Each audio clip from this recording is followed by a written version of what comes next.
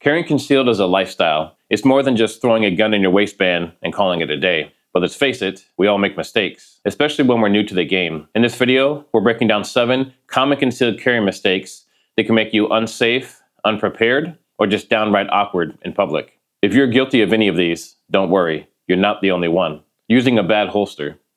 This is where it all starts. The holster is your gun's home. And if the home is trash, you're in trouble.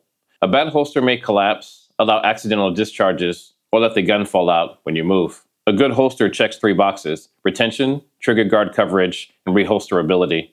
Don't choose a holster based simply on cost and ease of use, meaning the fact that it may be easy to put on and off doesn't make it good.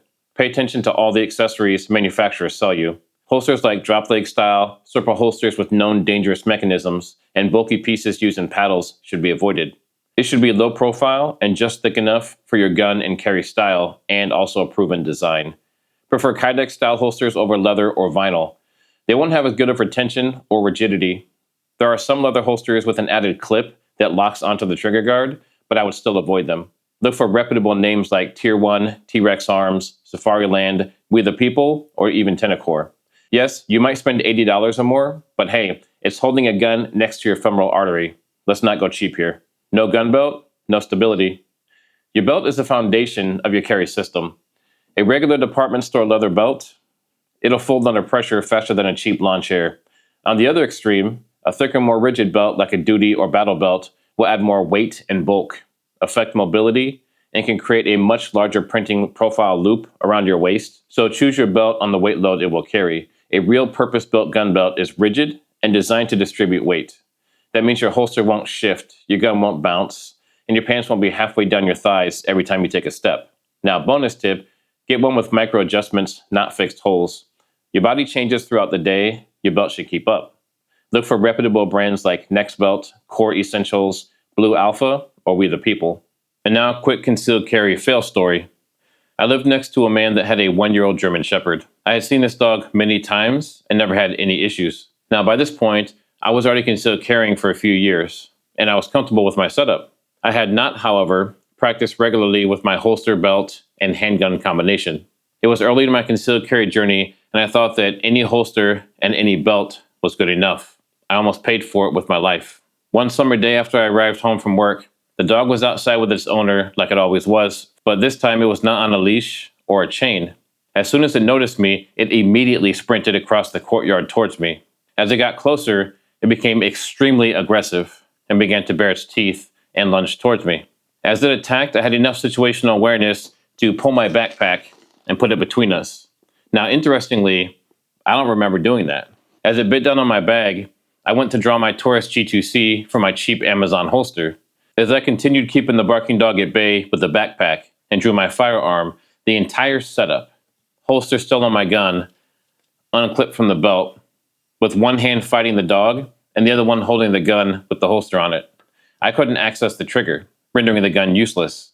Now, about the same time, the owner finally got the German Shepherd under control and wrestled it back to his side of the yard. If the owner hadn't intervened, or if this had been a wild animal, I could be dead. All because I had a cheap holster with a cheap clip and an incorrect flimsy belt and hadn't spent time drawing and practicing with my setup. Now, I tell you this story so you don't ever have to make the mistakes that I did. Do not skimp on your holster and belt. It could mean the difference between life and death. Constantly adjusting or printing. If you are new to carrying, you probably caught yourself doing the pat.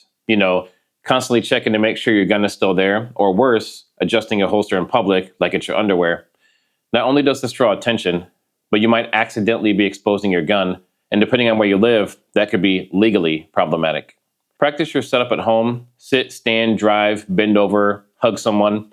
Confidence in your gear means you'll stop fidgeting in public like a 7th grade before prom. Carrying the wrong size gun. Yes, that full-size Glock 17 is cool, but trying to conceal it under a summer t-shirt is like hiding a hardcover novel in your waistband. You also don't want to go with the smallest firearm possible. It is generally recognized that larger guns shoot better, but smaller guns are more concealable. So go with the largest gun you can properly conceal and handle based on your body and clothing. Choose a gun that balances capacity and comfort.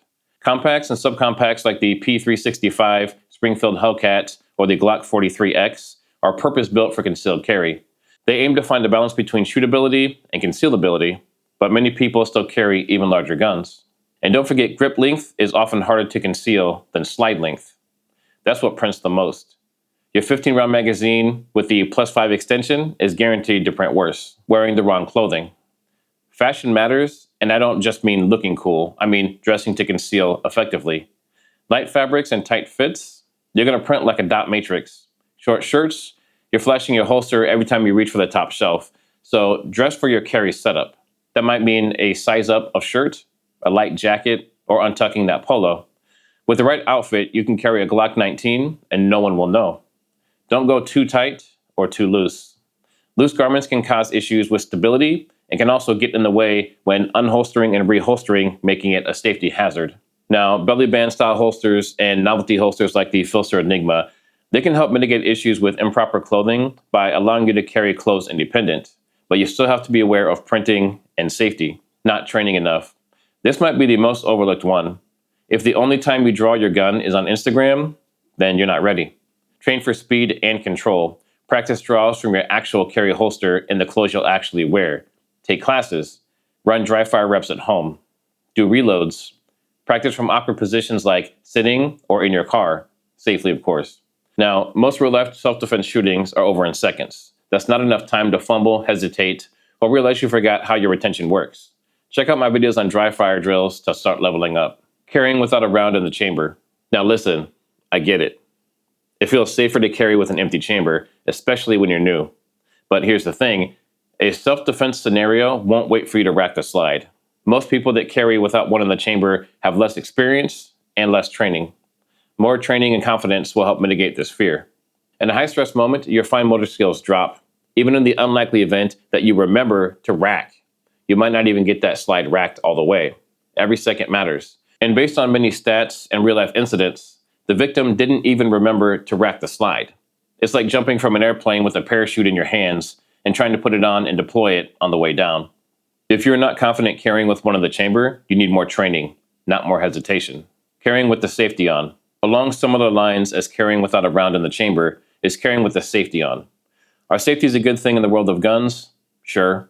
But if you don't train with it regularly until it becomes second nature to disengage that safety during a high-stress incident, you are risking your life for it. Due to reduced motor skills and the high probability you won't remember to switch it off, it is better to carry with the safety off unless you are highly trained with using it. If you insist on carrying with the safety on, make it part of your regular dry fire and live fire routine to have to disengage the safety before you shoot each time. And bonus tip, mental readiness. Concealed carry isn't about looking tough. It's about being mentally prepared to make a life or death decision. Can you live with it? Can you explain it? And are you ready for the aftermath? If you're not sure, train more, learn, practice. This lifestyle is a responsibility. So there you have it, 7 common concealed carry mistakes, plus a bonus. Which ones have you made? Be honest in the comments, and let's help each other get better. Check out these videos to keep on learning, and I'll see you on the next one.